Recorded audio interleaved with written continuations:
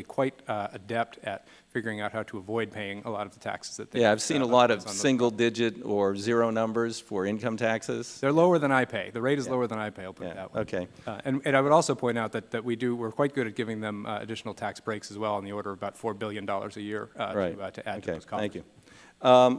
Mr. Felmy, you made a statement I thought was interesting, leaving resources in the ground in talking about the need to expand leasing.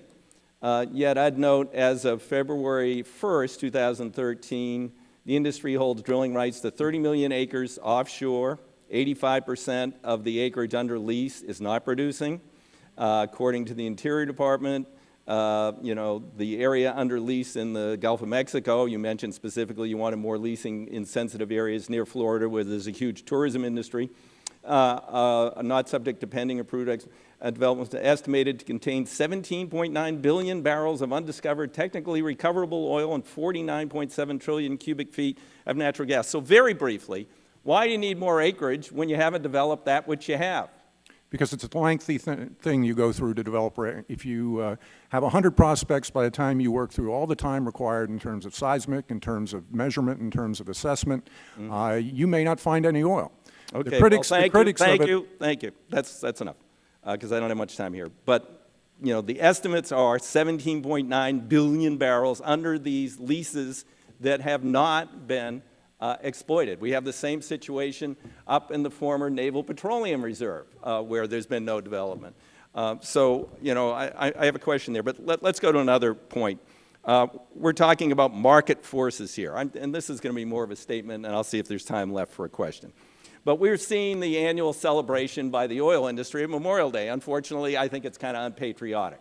They jack up the prices for Memorial Day. 50 cents a gallon they went up in 2 weeks on the West Coast. Now, there are reasons for it. There's actually scheduled refinery shutdowns. There's unscheduled refinery shutdowns. What we have here is a refinery shortage, not an oil shortage. The oil is sitting there waiting to be processed into gasoline. There's actually no shortage at the gas stations, no red flags, nobody's out of gas, but the price has to go up 50 cents a gallon because the industry does this every year to celebrate the beginning of the driving season, which happens to fall on Memorial Day.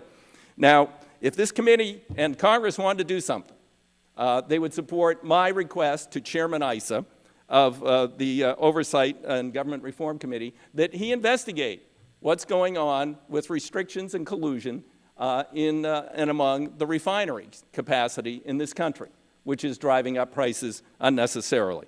They also might want to join me in my request to this administration, which unfortunately they've ignored, as has past administrations, that we file a complaint against OPEC. A number of those countries are members of the World Trade Organization for illegal collusion to drive up the price of oil. I'd note, as we increased production over the last 2 years, Saudi Arabia dropped it because they want to keep the price up. That's not a free market. That's a collusive, manipulated market, which you're all going along with because it's wildly profitable. Isn't that a sweet thing?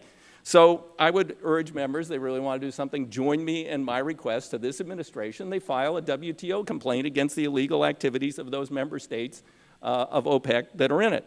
And then finally, last year we had testimony from the chair of ExxonMobil, and he was being very defensive about the high prices at Memorial Day as a Senate hearing. I think it was 2 years ago, actually. He said, don't blame me, blame Wall Street. It's 75 cents a gallon, speculative, useless, speculative activity by non-producers, non-consumers, just Wall Street hedge funds. Now, I would urge people to join me in trying to rein in that market, too, and move ahead with the position limits that were in the financial services reform. I mean, this is not a supply shortage in the United States. We have projections of being energy independent within 20 years without doing all the stuff we're talking about here today. We have that projection. It's about a manipulated market for profit. And I'll tell you, they aren't paying a hell of a lot of taxes, and I'm disappointed the witness didn't have those numbers. I thought he would on those profits. Thank you, Mr. Chairman. Representative Fleming. Yeah, thank you, Mr. Chairman. Well, first of all, let me say that this conspiratorial stuff that we've heard for decades now about the manipulation of all oil prices and all of that is aluminum hat stuff. And this has been investigated time after